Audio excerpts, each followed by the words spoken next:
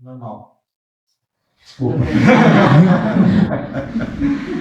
Normal que eu falo sem conhecimentos técnicos. Então, na minha cabeça, o principal problema, assim, a gente poderia passar a tarde toda aqui falando dos problemas de inclusão, educação, saúde, mas o que falta?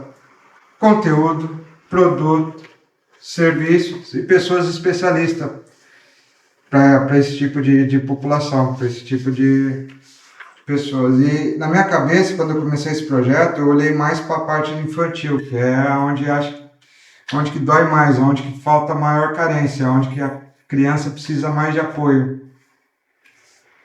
Aqui tem algumas reportagens, só para ilustrar, para não falar que eu estou tirando a informação da minha cabeça. Foram as reportagens que eu assistia nas épocas, que saíam em telejornal. Então, quando eu comecei a pesquisar, eu falei, bom, o que eu posso fazer? Eu sou programador, desenvolvo jogos, desenvolvo aplicações, estou com o telefone na mão, problema de inclusão, acessibilidade, eu posso utilizar um dispositivo móvel para facilitar a inclusão. A gente pode fazer um livro e colocar a língua gestual dentro da aplicação. Já fizemos. Ah, mas as crianças que têm dificuldade na leitura, vamos inserir o pictograma, sistema pictográfico de comunicação. A gente pode... Ah, mas é só para criança que tem algum déficit cognitivo? Não, a criança que está em fase de alfabetização pode utilizar. Então, quando eu penso no projeto, eu já começo a pensar como resolver o problema e como expandir para que possa ser útil para qualquer pessoa, qualquer criança. Então, quando a gente desenvolver um projeto inclusivo, a gente pode tocar numa deficiência, numa doença, algo específico, ou não, pode deixar aberto e criar em volta a parte da acessibilidade, da inclusão. A segunda parte são os jogos específicos. Então, por exemplo, eu já desenvolvi um jogo que é para criança que tem cabeça. É raro você ver produtos para essa área. Então, eu me juntei a uma terapeuta da fala e a gente desenvolveu um produto que é para trabalhar a gaguez. Através do quê? Dos jogos. E a última parte são a parte do desenvolvimento, que é assim, eu sou professor, eu dou aula de programação, principalmente para criança, então a gente utiliza a parte de robótica, programação de jogos, para tentar integrá-los e falando muito da parte das competências socioemocionais, que é a software skill, que quando eu dou aula é 60% software skill, 40% hard skill. Porque eu acho que hoje em dia os professores têm que trabalhar mais essa parte do soft skill, empatia, trabalho em equipe, amor ao próximo, colaboração. Isso é muito importante e isso falha muito no sistema de ensino. Bom, aqui eu já vou dar uma acelerada para não demorar muito. Aqui é um exemplo do nosso primeiro produto, que é a história do menino que tinha medo do escuro. A autora está aqui, não sei se conhecem, tá? É um livro inclusivo, mas por que é um livro inclusivo? Porque tem a história através de vários formatos. Tem a ilustração, tem o texto, ok.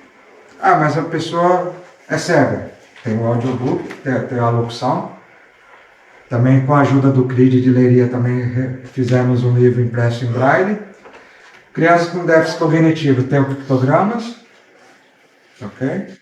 Que é o quê? O sistema pictogramas é um método que associa ao símbolo ao significado. Então as pessoas que têm dificuldade de leitura e até mesmo as crianças que estão em fase de pré-alfabetização conseguem associar e ir aprendendo as palavras e os significados. Temos também a versão em língua gestual portuguesa, que está ali no canto, e também tem um conjunto de jogos para trabalhar a parte psicopedagógica, que é a parte do desenvolvimento cognitivo, trabalhar memória, imaginação, desenho, ação. Aqui está a nossa outra aplicação, que é direcionada, essa é bem específica para crianças que sofrem com gaguez. Então ela tem uma história infantil e depois tem uns exercícios que é para trabalhar a parte vocal, a parte da gaguez, a parte de deixar a criança mais calma. Bom, aqui é o que está planeado, um já saiu do planeamento, que foi lançado ano passado, que é a história do menino que tinha... Meninas borboletas, desculpa a cabeça. Então tem uma história infantil, que a gente trabalhou na nossa equipe para desenvolveu a história, depois tem os exercícios de mindfulness, que é muito importante, é trabalhar a parte da respiração, de como se acalmar. Tem a componente dos jogos também, e a gente lançou também a parte de uma aplicação que está separada, que é a realidade aumentada. Então, a gente quer unir o digital ao tradicional. Porque hoje em dia há guerra aos ecrãs, guerras aqui, há guerras aquilo, mas o problema não é o dispositivo, o problema é quem usa e quem não ensina a usar o dispositivo. Então a gente quer unir, pelo menos na minha cabeça, unir o tradicional, você pode ler a história. Ah, mas eu gosto do digital também. Então você põe ali, ele reconhece as ilustrações e monta o cenário, tem uma animação, tem um efeito sonoro. Em relação às aulas, aqui tem alguns exemplos, algumas aulas que eu dei. Foi em Viseu, num evento lá que tinha miúdos e miúdas. Tem a ADOT, que é a Associação de Miúdos que são sobredotados, que tem altas capacidades. A gente participou de diversos concursos. O último ali foi o concurso que é o Games for Change, que é um concurso de desenvolvimento de jogos, direcionado à parte social e é da América Latina toda. Como eu sou brasileiro, então eu consegui colocar os miúdos lá. Eles concorreram com os adultos e ganharam uma menção honrosa. Aqui está o meu queridinho, o Renan. O Renan é uma criança que nasceu com paralisia cerebral, ela vive no Brasil. Eu comecei a dar aula para ele já faz uns 4, 5 anos. Então, no começo, ele era totalmente dependente dos pais para usar o computador, para usar o telefone. Hoje em dia, ele dá aula para os pais. Então, a gente se diverte, a gente fala de jogos, a gente desenvolve jogos, a gente procura ferramentas. Aqui tem outro grupo que é lá de Manteiga, se eu não me engano, que é uma turma que tinha de idosos e pessoas com trissomia 21. Aí fala, essas pessoas não têm capacidade. A gente ficou 6 horas ali. Uma da miúda que está ali de preto, ela é super impaciente. Então, todo o evento ela vai ficar 10 minutos e foge. Nessa daí foi a última a sair. Ficou 6 horas sentadinho, fazendo jogos, trabalhando com robótica.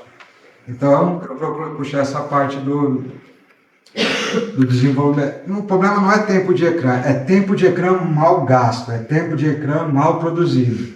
Se você está com uma equipe trabalhando, ali para demonstrar que a Suzana, depois a gente fez várias apresentações demonstrando o livro, demonstrando a aplicação, e ali está a invasão dos zombies lá da creche, né? Que nem me vê ali no meio. Então a gente foi no terreno para testar isso, tanto para criança quanto os adultos.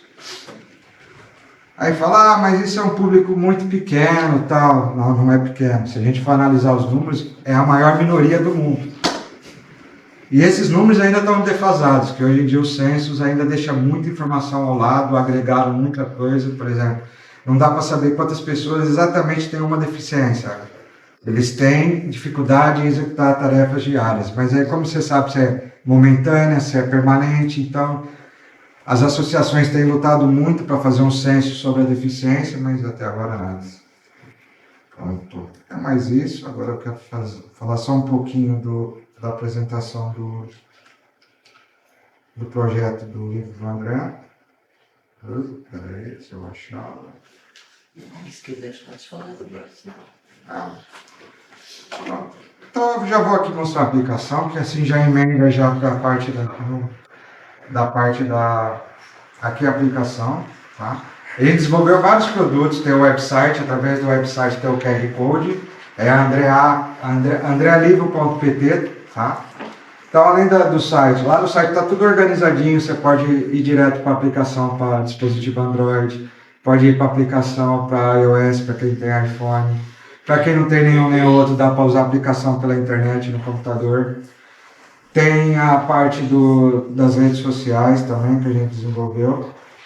Então, a aplicação, aqui a gente tem a história, aqui tem áudio, tá? Não sei se dá para ouvir. O André estava no recreio da escola. Sozinho, brincava a apanhar ervas daninhas. Só assim a sua mente acalmava e ficava quieta. Tenho dificuldade na leitura. Eu posso fazer, aumentar para quem tem baixa visão. Existe criança que tem dificuldade na leitura porque tem uma deficiência visual. Então, aqui vai correndo a história toda. Eu tirei aqui para fazer suspense, para elas vão utilizar daqui a pouco vão contar a história. Tem um complemento aqui. Eu sabia aqui. Deixa eu só diminuir. Então vai se passando. Então tem alguns questionamentos, que é o material complementar.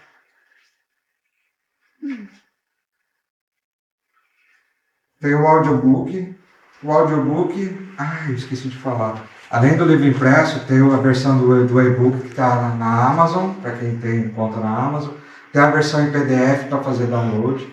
A versão em PDF já foi preparada para ser utilizada em projetor, para muitos educadores podem utilizar em atividade. Então tem o texto,